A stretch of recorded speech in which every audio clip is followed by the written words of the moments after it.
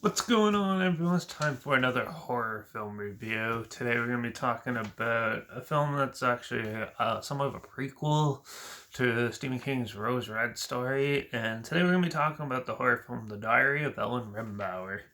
Released by Buena Vista Entertainment, May 12th, 2003. And it was produced by Mark Colliner and Stephen King. It was written by Ridley Pearson and directed by Craig R. Baxley, who's also done films like I Come in Peace, Stone Cold, Action Jackson, and The Triangle, to name a few. Uh, yeah, so The Diary of Ellen Rimbauer. So Ellen Rimbauer is in the story she's married to a really rich guy, and they build the house, the Rose Red Mansion, and yeah, so it starts off with them, and it takes place in like 1910, and they're constructing the mansion and stuff, and then some weird, odd little things start happening. Um, yeah, something's a little fishy going on. She's not sure what it is, and yeah, in the house. So she tries to tell her husband. He doesn't believe it, and then later on, she finds some weird things out about her husband, which these supposedly hauntings are being caused by trying to get her to realize what her husband's doing. And yeah, it's basically her recounting her nightmare story of her husband doing bad things in the attic and stuff, and the ghosts are trying to tell her and warn her about something, and then one of the servants actually kind of takes her back her side and tries to help her figure out what's going on, and sure enough, it leads to quite the confrontation at the end. This is your standard ghost story of a horror film. Um, but man, is it boring.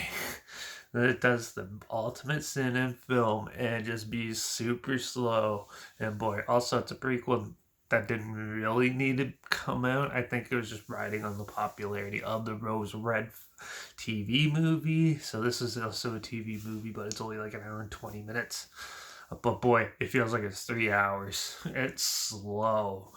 The characters are not really well written or anything like that, so you're just like slugging along with them, and it takes a long time for anything to happen. It's like the show Haunting in Hell House. It takes so long for something to happen, and when it does, it's not worth the wait. I found this to be quite the slow burn, but ultimately just being a dud. um, it's pretty bad. It's not so bad. It's good. Like the acting's okay in it. The cinematography's not bad. Even though other problem I have with this film, besides it being slow, is that like when the ghost stuff happens, everything's so lit.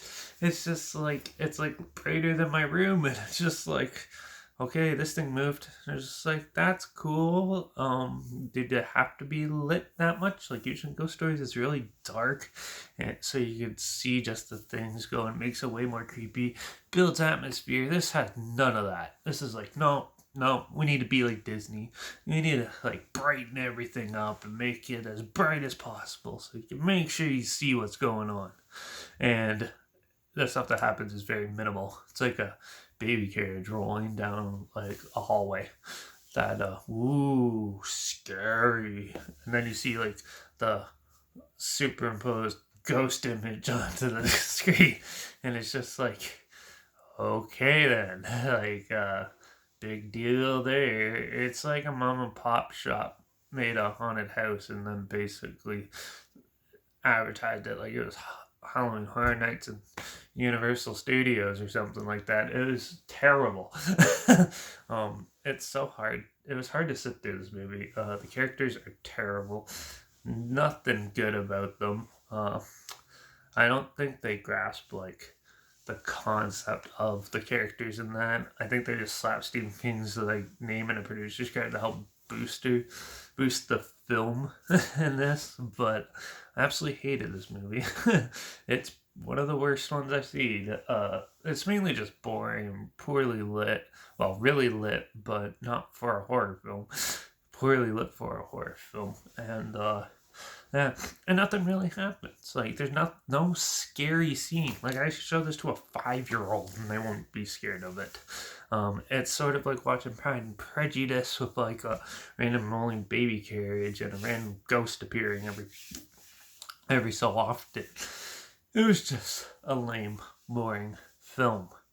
Diary of Ellen Rimbauer is not worth the time, I don't think, and it's definitely deserves to be forgotten. I don't see very many people talking about Thank God, and yeah, it should probably stay like that. So I'm gonna give the Diary of Ellen Rimbauer.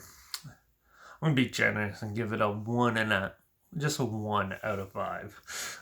Um, yeah, it's pretty bad. The story's lackluster and stupid. They have your stupid seance scene in it too.